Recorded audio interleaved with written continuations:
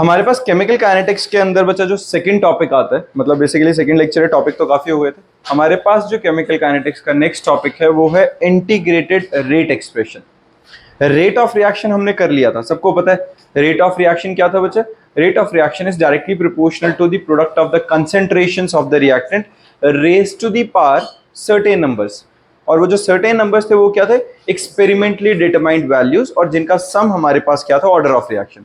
फिर हमने उसके बाद ऑर्डर ऑफ रिएक्शन के थ्रू होते हुए ये जो अपना basically zero order, first order, second order, इनकी हमने यूनिट्स निकाली थी और फिर मॉलिक्यूलरिटी को डिस्कस किया था। ये हमारे पास लास्ट लेक्चर में हमने कवर किया था। आज हम इंटीग्रेटेड रेट एक्सप्रेशन करने वाले हैं। इंटीग्रेटेड रेट एक्सप्रेशन का मतलब साफ समझ में आ रहा है, इंटीग्रेटेड इंटीग्रेशन लगा के हम रेट डिराइव करेंगे, प्रॉपर आंसर एक फॉर्मूला डिराइव करने वाले हैं। ठीक है, एक बार ध्यान दो बच्चा, हमारे पास पहले रिएक्शन क्या है। अगर हमारे पास रिएक्शन की बात करें, ए प्लस बी गिव्स प्रोडक्ट। ठीक है, गिव्स प्रोडक्ट में हम क्या लिख लेते हैं, C plus small d capital D. ये small a B C d क्या है, हमारे पास नंबर ऑफ मोल्स, और जो capital A B C D है वो हमारे पास रिएक्टेंट और प्रोडक्ट्स हैं रिस्पेक्टिवली। सिंपल बात है, इसमें तो हमने कुछ नया नहीं लिखा है। तो जब रेट ऑफ रिएक्शन हम लिखते हैं तो रेट ऑफ रिएक्शन क्या होता था, के जो कि हमारे पास कांस्टेंट आता है, rate constant, product of the concentration A and B and raise to the power P Q. और ये पी और क्यू क्या थे, एक्सपेरिमेंटली डिटरमाइंड वैल्यूज, जिनका अगर हम सम करते हैं पी प्लस क्यू तो ये हमारे पास ऑर्डर आ गया था, ऑर्डर ऑफ रिएक्शन आ गया। यहां तक पता है सबको, क्लियर है। अब जब मैं इंटीग्रेटेड रेट इक्वेशन निकालता हूं तो देखो, सबसे पहले भाई जीरो ऑर्डर के लिए अलग निकलेगा, फर्स्ट ऑर्डर के लिए अलग निकलेगा, सेकेंड ऑर्डर के लिए अलग निकलेगा। तो हम शुरू कहां से करते हैं, जीरो ऑर्डर रिएक्शन से। जीरो ऑर्डर का मतलब क्या हुआ कि पी प्लस क्यू की वैल्यू क्या होनी चाहिए, जीरो आ जानी चाहिए, तभी जीरो ऑर्डर आएगा। हमारे पास रेट का जो फॉर्मूला है, पहले हम किसके लिए कर रहे हैं बच्चा, जीरो ऑर्डर के लिए इंटीग्रेटेड रेट एक्सप्रेशन हम डिराइव करने वाले हैं। तो हमारे पास होता क्या, देखो रेट का फॉर्मूला क्या होता है बच्चा, rate is given by minus D R by D T. यही था, rate of reaction is equal to negative of change in concentration of reactant upon time taken. यही था ना, minus D R by D T था। अब rate of reaction तो किसके equal था, के टाइम्स कंसेंट्रेशन। मैं आर नॉट क्यों लिख रहा हूं बच्चा, इनिशियल कंसेंट्रेशन है ये किसकी, रिएक्टेंट की, और raise to the power order of reaction. यहां क्या ऑर्डर, जीरो। किसी को दिक्कत है इस चीज में, ठीक है। अगर मान लो मैं आर नॉट ना भी लिखूं, मैं क्या लिख लेता हूं, आर लिख देता हूं। आर बेसिकली क्या है, कंसेंट्रेशन को रिप्रेजेंट करते हैं। आर नॉट का गेम बताऊंगा बाद में कि आर नॉट हम किस चीज के लिए यूज करने, जो इनिशियल कंसेंट्रेशन है हमारे पास, ठीक है। तो अभी मैंने सिंपल क्या लिखा, rate of reaction at any movement. Initial की बात नहीं कर रहा, किसी भी टाइम पे बात करेंगे तो it is directly proportional to the concentration of the reactant raise to the power number, that number is basically order of reaction. वो जीरो हुआ तो anything raise to the power zero तो क्या हुआ, वन हो गया। तो ये हमारे पास के आ गया, इसमें किसी को परेशानी, minus D R by D t is equal to k, cross multiply कर दो, minus D r is equal to k times of d t. Done है।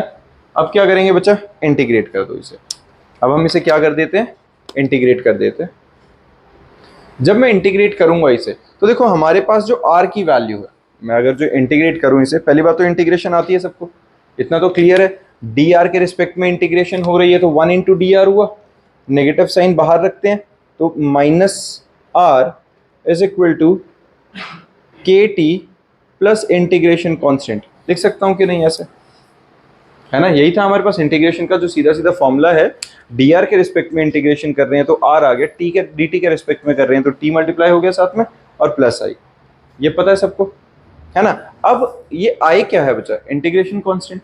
तो अगर मैं at t is equal to zero, मतलब अगर मैं रिएक्शन के बिल्कुल स्टार्टिंग वाली बात कर रहा हूँ, जब रिएक्शन जस्ट स्टार्ट हुआ है तो टी की वैल्यू जीरो थी, तो हमारे पास आर की वैल्यू आर नॉट थी कि नहीं। आर नॉट क्या रिप्रेजेंट कर रहा है, इनिशियल कंसेंट्रेशन। तो ये वैल्यू अगर मैं इस इंटीग्रेशन के अंदर सब्स्टिट्यूट कर दूं तो हमारे पास क्या आ रहा है, minus r not is equal to k times of zero plus I. बिल्कुल ठीक है। तो के टाइम्स ऑफ जीरो क्या हो गया, जीरो इज इक्वल टू आई। तो मेरे पास इंटीग्रेशन कांस्टेंट जो ये आई है उसकी वैल्यू माइनस आर नॉट निकल गई कि नहीं। तो मैं एक काम करता हूं, इसी इक्वेशन में आई की वैल्यू सब्स्टिट्यूट कर देता हूं, minus are is equal to के t minus r nought. Done है। आर नॉट को उधर भेजते हैं तो क्या बनेगा, r not minus are is equal to के टी। किसी बच्चे को परेशानी बचा इसमें? डन है। अब जब हम यहां तक पहुंच गए और क्या करो, के टी को डिवाइड कर दो, तो के क्या निकला, r not by r whole divided by t. ये मेरे पास रेट कांस्टेंट की वैल्यू आ गई है। किसी को दिक्कत? फर्स्ट इक्वेशन के बाद से मेरी बात समझो। पहले बच्चा यहां तक क्लियर है, रेट ऑफ रिएक्शन क्या है, minus D R by D t, and it is equal to k into concentration of reactant raise to the power order of reaction. Zero order है तो जीरो हो गया, anything raise to the power zero one तो हट गया, k रह गया, cross multiply किया, minus D r is equal to k d t. D r का इंटीग्रेशन क्या है, आर, नेगेटिव साइन ऑलरेडी बाहर था, के डी टी का क्या है, के इंटू टी, साथ में इनडेफिनेट इंटीग्रेशन होता है तो आई प्लस हो जाता है, आई लिख लो, सी लिख लो, कुछ भी, मतलब कोई कांस्टेंट है, वो इंटीग्रेशन कांस्टेंट है, तो हमने यहाँ पे आई लिख लिया उसका नाम। अब इसी इक्वेशन के अंदर अगर मैं इनिशियल स्टेप्स की बात कर रहा हूँ, इनिशियल स्टेप्स मतलब जब रिएक्शन जस्ट स्टार्ट हुआ था तो टी की वैल्यू जीरो थी उस वक्त, है ना, जब हमने ऑब्जर्व करना स्टार्ट किया उस वक्त टी की value zero, concentration r not से रिप्रेजेंट करते हैं इनिशियल कंसेंट्रेशन को, वैल्यू सब्स्टिट्यूट करो, आई की वैल्यू माइनस आर नॉट आ गई, ये वैल्यू यहाँ सब्स्टिट्यूट कर दो, आर नॉट उधर गया, माइनस का प्लस हो जाएगा, r not minus are is equal to के टी, के की वैल्यू क्या निकल गई, r not minus r by t. किसी बच्चे को इसमें परेशानी? बिल्कुल ठीक है। ये बेसिकली रिएक्शन कांस्टेंट है बेटा, रेट कांस्टेंट कह लो, रेट कांस्टेंट। डन है, ये समझ में आया। अब इसी के अंदर एक और चीज पे ध्यान देना बच्चा, यहाँ पे जब हमारे पास जो वैल्यू आई है, इस चीज पे ध्यान देना जरा, जब हमारे पास ये वैल्यू आई है, इस वैल्यू में k t is equal to r not minus r, यहां तक हमने अभी डिराइव किया था, सिंपल था, टी को डिवाइड करने से पहले यही था, r is equal to r not minus k t लिख लूं तो कोई दिक्कत नहीं है, सेम ही बात है ना, आर को इस साइड ले आया, मैंने क्या किया, आर को उधर ले गया और के टी को इधर ले आया, सिंपल चीज है। अब r is equal to minus of k T plus r not, ये भी रीअरेंज ही किया है, के टी को पहले लिख लिया और आर नॉट को बाद में लिख लिया।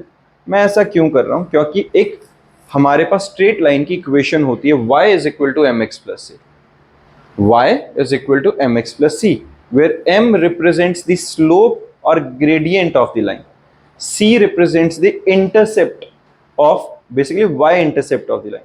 अब y इंटरसेप्ट क्या होता है, जहां पर x एक्सिस की वैल्यू जीरो होती है। अगर मैं अब एक ग्राफ बनाऊं, अगर इसको ध्यान में रखते हुए और मैं इसको इसके साथ कंपेयर करूं, तो देखो कंपैरिजन में पहली बात तो हो क्या रहा है, जब हम कंपेयर कर रहे हैं तो m किसके इक्वल आ गया, माइनस के इक्वल, c किसके इक्वल हो गया, आर नॉट के इक्वल, है ना। तो यहां पे अगर y एक्सिस के अलोंग में कंसेंट्रेशन, x एक्सिस के अलोंग अगर मैं t टाइम को रिप्रेजेंट करूं, तो मेरे पास लाइन की इक्वेशन जो बनेगी उसमें स्लोप हमारा माइनस के और जो इनिशियल कंसेंट्रेशन है वो y इंटरसेप्ट बनेगा कि नहीं, समझ में आ रही है थोड़ी सी? मैं वापस से समझाता हूँ, इस पे अभी ड्रॉ करके दिखाता हूँ। ये देखो यहां तक ये क्लियर है बच्चा, जो हमारी इक्वेशन हुई थी। अब मैं क्या बात कर रहा हूँ, मैं कंपेयर कर रहा हूँ सिर्फ, हमारे पास r is equal to minus k T plus r not, यहां तक बन रहा था, ये परफेक्ट है, ये इसमें किसी को दिक्कत तो नहीं है। अब एक बात देखो बच्चा, जब मैं कंपेयर कर रहा हूँ y is equal to m x plus c, ये हमारे पास स्ट्रेट लाइन की इक्वेशन होती है। अब मैं कंपेयर करूं, अगर y का मतलब क्या हुआ, y एक्सिस के अलोंग, x मतलब x एक्सिस के अलोंग, फिलहाल ऐसे रखते हैं सिंपल। तो जो y एक्सिस के अलोंग है वहां क्या है, कंसेंट्रेशन, x एक्सिस के अलोंग है वहां क्या है, टाइम, ठीक है, और इधर को हमने कंसेंट्रेशन, कोई दिक्कत। अब m क्या होता है, स्लोप, स्लोप क्या होता है, dy बाई डी एक्स, या फिर सिंपल हम बात करें तो dr बाई dt। जो स्लोप होता है वो क्या होता है, अगर मैं स्लोप की बात करूं तो tan थीटा, है ना, या change in concentration, change in y axis upon change in x axis, y axis के अलोंग r है, x एक्सिस के अलोंग t है, लेकिन ये स्लोप हमारे पास क्या निकल रहा है, माइनस के। माइनस का मतलब क्या हुआ, नेगेटिव रिप्रेजेंट कर रहा है कि ये लाइन नीचे की तरफ जानी चाहिए, अगर पॉजिटिव होता तो ऊपर जा रही होती, नेगेटिव है तो वो नीचे की साइड जा रही है। अब यहां से हमारे पास स्लोप क्या मिल गया, माइनस के, ठीक है, और ये जो यहां पर होता है ये क्या होता है हमारे पास, c, that is y intercept. और C की वैल्यू क्या आई है, R0। तो ये हमारे पास इनिशियल कंसंट्रेशन था। तो कंसंट्रेशन और टाइम के बीच में जीरो ऑर्डर रिएक्शन के लिए ये ग्राफ बनेगा। समझ में आई है? तो ये ग्राफ सीधा सीधा रट्टा नहीं है, ये ग्राफ उस इक्वेशन से कंपेयर करके बनेगा, और ये हम हर ऑर्डर के लिए बनाएंगे, बेसिकली फर्स्ट ऑर्डर और सेकंड ऑर्डर के लिए भी इसी तरीके से। समझ में आया बच्चे सबको? ग्राफ वाला कंसेप्ट भी और डेरिवेशन भी ये वाली है ना, इंपॉर्टेंट है। हाँ जी। नेगेटिव का मतलब क्या होता है बेटा? स्लोप नेगेटिव का मतलब होता है कि ग्राफ डाउनवर्ड जा रहा है। पॉजिटिव का मतलब क्या होता है? अपवर्ड जा रहा है, क्योंकि d y by d x एक तरह से वाई एक्सिस में चेंज अपॉन एक्स एक्सिस में चेंज, तो वाई रिड्यूस हो रहा है इसका मतलब, अगर वो नेगेटिव में आ रहा है। तो जैसे जैसे एक्स बढ़ रहा है मतलब टी बढ़ रहा है, कंसेंट्रेशन हमारी रिड्यूस होती जा रही है। ये किसकी कंसेंट्रेशन है? रिएक्टेंट्स की। डन है? किसी को परेशानी? नोट डाउन कर लिया? अब हम यही चीज करेंगे बच्चा फर्स्ट ऑर्डर रिएक्शन की। और एक और चीज, अगर अब मैं यहां पे यही चीज मैं किसके साथ बनाऊं बच्चा? कंसेंट्रेशन के साथ, आर के साथ। अगर हम एक ग्राफ बनाते हैं, ये मैंने किसके साथ बनाया? टाइम के साथ। ये किसके साथ बनाया बच्चे? टाइम के साथ। अगर मैं आर के साथ ग्राफ बनाऊं, आर मतलब क्या हुआ? जिसमें मैं रेट के साथ अगर बनाऊंगा, रेट ऑफ रिएक्शन, और आर हमारे पास क्या है? कंसेंट्रेशन। तो rate of reaction is independent of concentration. ये कहां से आया हमारा?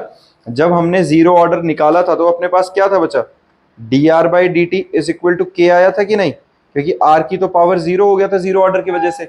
तो that means rate of reaction is independent of concentration, है ना? Rate of reaction D R by D t is independent of concentration. इसी करके जो हमारा ग्राफ बनता है वो सीधा एक स्ट्रेट लाइन बन जाता है। आर में जो मर्जी वेरिएशन आए, रेट में आर की वजह से कोई वेरिएशन नहीं आती है, जीरो ऑर्डर रिएक्शन। सॉर्टेड है? ये क्लियर है? चलो अब इसके बाद हम अगला करते हैं, जो हमारा फर्स्ट ऑर्डर रिएक्शन है उसके लिए।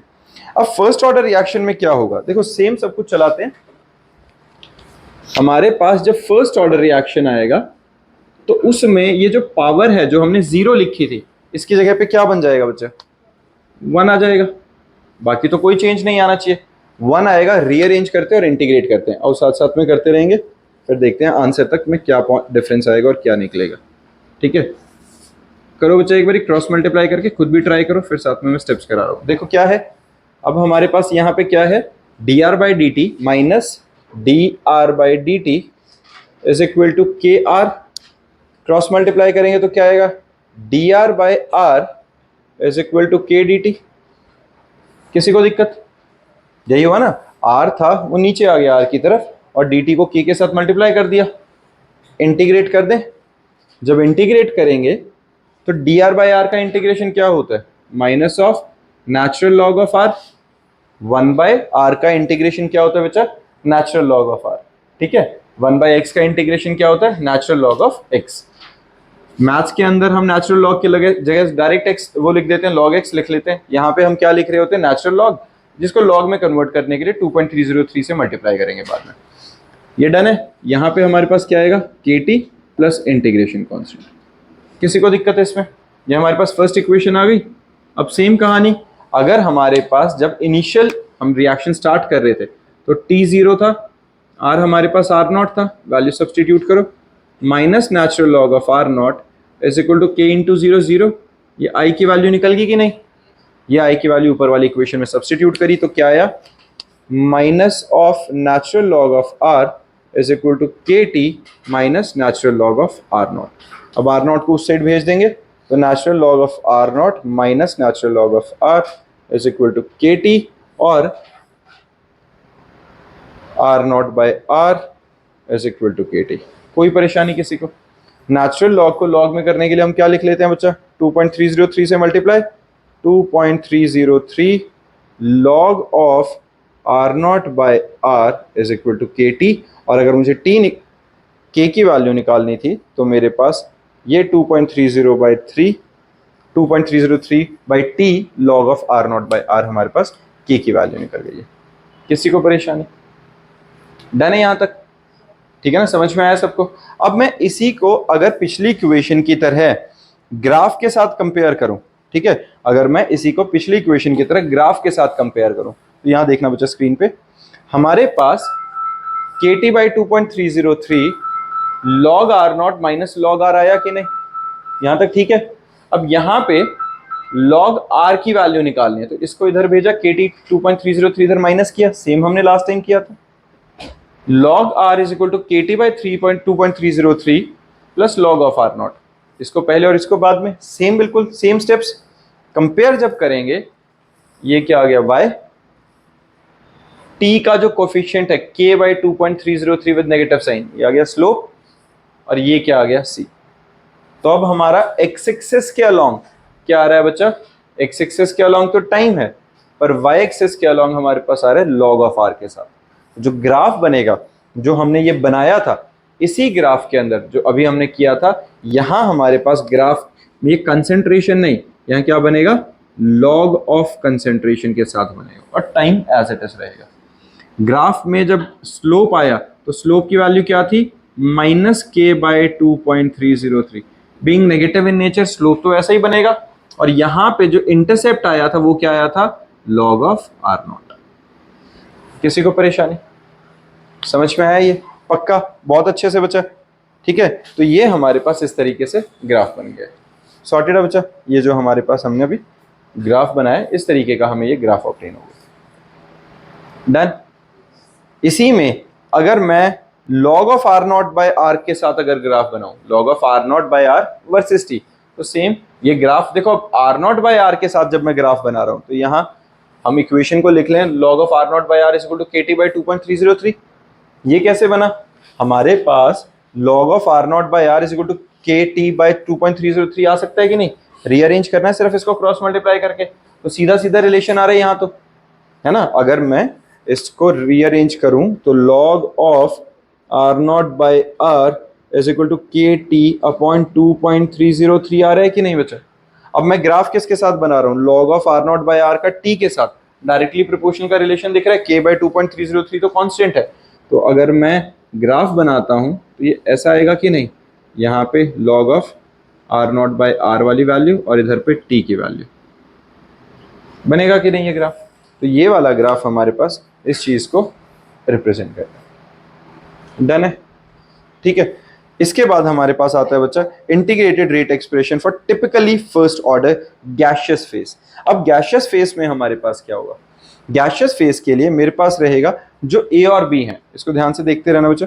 हमारे पास जो ए और बी हैं, अब ये गैशियस मॉलिक्यूल्स हैं, तो ए बी सी हमारे पास सारे गैशियस मॉलिक्यूल, मान लेते हैं नंबर ऑफ मोल्स 1 थे। तो इनिशियल प्रेशर कितना था, पी आई ए का, जब टी 0 था। पी ए क्या था, partial pressure of A at time t. जब रिएक्शन जब स्टार्ट हुआ है, तो उस वक्त तो सिर्फ क्या था वहां पे, रिएक्टेंट, सिर्फ रिएक्टेंट था, तो इसका मतलब वहां पे सिर्फ और सिर्फ क्या था, ए, बी और सी तो थे ही नहीं, तो उस वक्त उसका प्रेशर कितना आया, पी आई। कुछ समय बाद ए रिड्यूस हो गया और बी और सी बन गए, तो ए रिड्यूस हुआ है तो उसका प्रेशर रिड्यूस हुआ होगा, प्रेशर रिड्यूस हो गया, हमने कहा after certain time P A is the partial pressure of A, PB is the partial pressure of B and PC is the partial pressure of C at that time period. तो PT क्या आएगा, total pressure at time T, PB हमारे पास partial pressure of B, PC is the partial pressure of C at time T, done है यहाँ पे। अब K का फॉर्मूला क्या होता है फर्स्ट ऑर्डर के लिए, 2.303 T log upon initial concentration bye final. अब यहाँ initial pressure bye final pressure ले लिया, ये बात समझ में आई है। सिर्फ फर्क क्या हुआ, जहां कंसेंट्रेशन थी उसकी जगह हमारे पास प्रेशर आ गया, और टोटल प्रेशर क्या आएगा, P A plus P B plus P C, क्योंकि तीनों का सम होगा अब तो जो प्रेशर आएगा। Let A decreases by x ATM after t, क्या हुआ, टी सेकेंड्स के बाद जो प्रेशर में रिड्यूस आया है वो एक्स एटीएम का आया है। Since 1 mole of B and C moles and C are formed 1 mole of A from 1 mole of A, then increase in pressure of B and C will be x atm each। Same वही कहानी है कि 1 mole of A से 1 mole of B और 1 mole of C बने हैं, तो जितना A की वजह से घटा होगा उतना ही यहाँ बढ़ा होगा।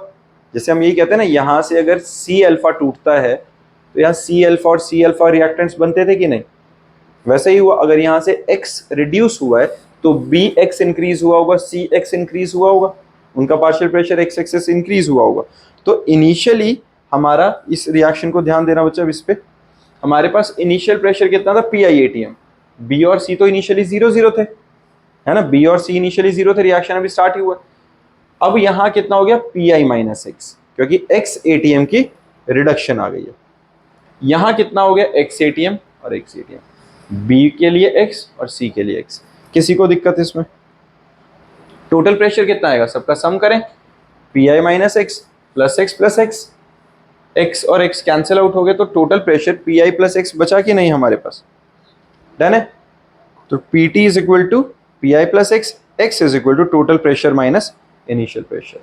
और जब हम इनिशियल प्रेशर की बात, now at time t, PA की बात क्या कर रहे हैं, इनिशियल प्रेशर माइनस x, यही था ना हमारे पास। PA कितना निकला था, x की वैल्यू अगर हमारे पास है, हमारे पास PA की वैल्यू क्या थी, PI माइनस x। अब x वाली वैल्यू यहाँ सब्सटीट्यूट कर दो, PT माइनस PI, जो सॉल्व किया तो आया twice of PT, PI minus PT। ये हमारे पास pressure of A, basically partial pressure of A at time t निकला कि नहीं। अब जो हमने फॉर्मूला लिखा था ऊपर 2.303 वाला, उसमें सब्सटीट्यूट कर देते हैं, तो क्या आया, K is equal to 2.303 by t log of initial pressure by partial pressure, और पार्शियल प्रेशर की वैल्यू क्या आई, 2PI माइनस PT। डन है। ये इंपॉर्टेंट डेरिवेशन है, और जो गैशियस फेस में हमारे पास मॉलिक्यूल्स होंगे तो उसके लिए डायरेक्ट ये फॉर्मूला लग जाएगा। इसी के बेसिस पे बच्चे ये क्वेश्चंस हैं, अटेम्प्ट करेंगे और नेक्स्ट क्लास में हम इनको डिस्कस करेंगे सारों को, ठीक है। ये सारे क्वेश्चंस हमने करके रखने हैं। फर्स्ट ये डेरिवेशंस भी बहुत इंपॉर्टेंट थी जो आज करी है, और ये न्यूमेरिकल्स भी काफ़ी रिलेवेंट है। डन है।